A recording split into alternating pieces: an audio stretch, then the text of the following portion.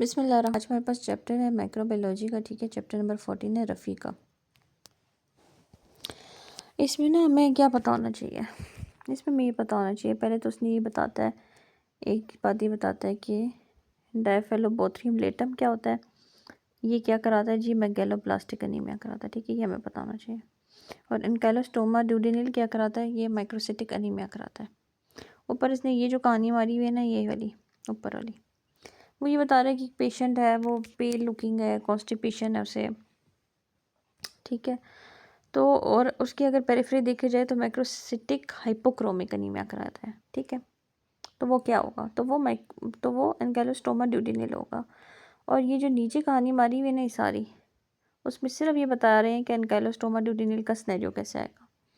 इसका सिनेरियो इस तरह आएगा कि माइक्रोसिटिक हाइपोक्रोमिक एनीमिया दिखा देंगे, पेशेंट पेलर लुकिंग है। ठीक है, और साथ जो है ना इंपॉर्टेंट चीज़ ये है कि एनकाइलोस्टोमा ड्यूडेनिल की जो एग्स स्टूल होता है ना, स्टूल में हमें क्या मिलते हैं, एग्स मिलते हैं।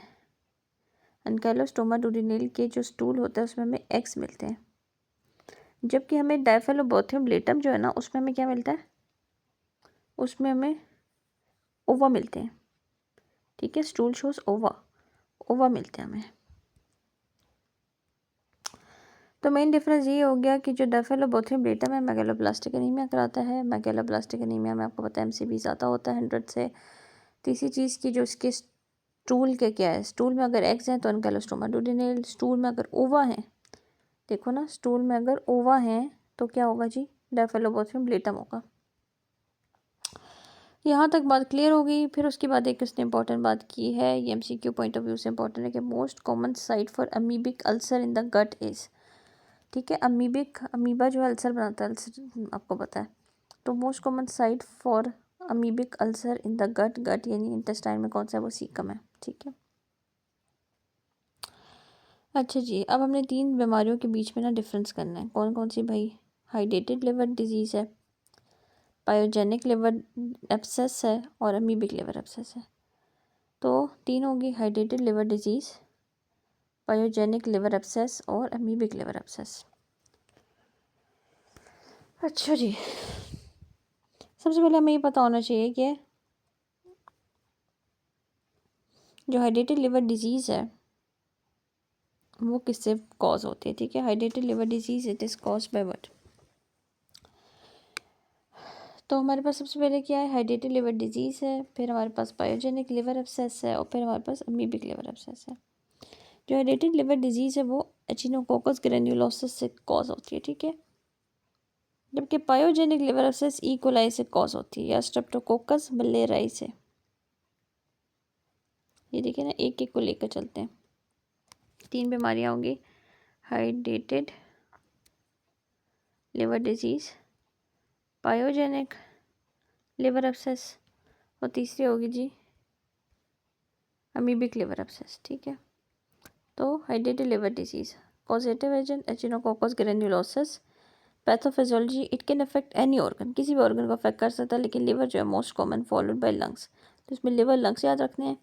हाइड्रेटेड लिवर डिजीज़, इसमें सिस्ट बन जाती हैं, किस में बन जाती है, लिवर में, लंग्स में। ठीक है, बोन एंड ब्रेन में। इसकी डायग्नोसिस क्या है, indirect haem agglutination test most accurate है, और CT scan is the investigation of choice.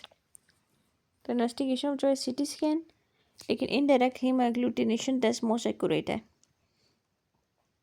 अगर दवाइयों में दी जाए, इसमें हमने अल्बेंडाजोल देनी है 400 mg 3 टाइम्स डेली। ठीक है, अल्बेंडाजोल देनी है 400 mg 3 दफ़ा देनी है दिन में, डेली फॉर 30 डेज।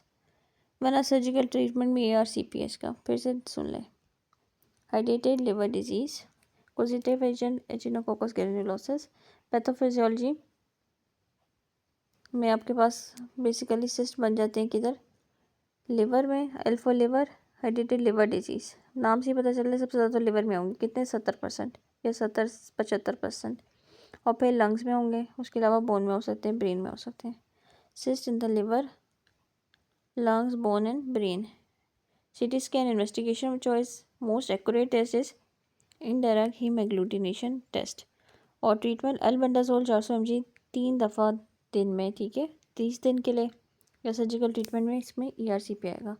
अगला हमारे पास है पायोजेनिक लिवर एब्सेस। पायोजेनिक को मोस्ट कॉमन ई कोलाई है इसमें, वरना फिर स्ट्रेप्टोकोकस मिलेराई भी कर सकता है, स्ट्रेप्टोकोकस फिकैलिस और बैक्टीरियोइडीज भी कर सकता है। इसकी पैथोफिजियोलॉजी क्या है? इसकी पैथोफिजियोलॉजी में है पायोजेनिक लिवर एब्सेस में मल्टीपल एब्सेसेस बनती हैं और इसमें असेंडिंग इन्फेक्शन होता है। इन्फेक्शन ऊपर की जानिब जाता है, ठीक है, असेंडिंग इन्फेक्शन होता है। इन्फेक्शन ऊपर की जानिब जाता है, क्यों जाता है? Due to biliary obstruction, ascending cholangitis और spread from empyema of the gall bladder. तो इसमें बेसिकली असेंडिंग इन्फेक्शन यानी ऊपर की जानिब इन्फेक्शन क्यों जा रहा है? ड्यू टू दो चीज़ों की वजह से।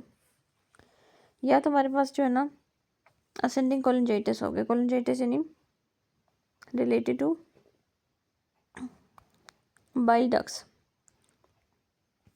ठीक है। Ascending infection due to biliary obstruction यानी कि बाइल डक्ट्स की ऑब्स्ट्रक्शन हो गया, कहीं कोई मसला हो गया बाइल डक्ट्स में, ठीक है, उसकी वजह से ये ऊपर जाएगा। और आपको भी पता है कि बाइल डक्ट्स और ये सब कुछ अगर ऑब्स्ट्रक्शन हो जाएगी तो सारा मेटाबॉलिक वेस्ट वगैरह उधर ही जमा होगा, जिसकी वजह से असेंडिंग इन्फेक्शन हो सकती है। तो ascending infection due to biliary obstruction यानी असेंडिंग कोलिंजाइटिस हो सकता है। बिलियरी ट्रैक, ये देखिए बिलियरी ट्रैक में कोई भी ऑब्स्ट्रक्शन होगी तो वो सारा मेटाबॉलिक वेस्ट है, जो भी बाइल है या जो भी इधर एक्यूमुलेट हो जाएगा, जिसकी वजह से असेंडिंग इन्फेक्शन होगी, ठीक है। Due to biliary obstruction ascending cholangitis या spread from empyema of gall bladder. Empyema होता है पस, इम्पाइमा होता है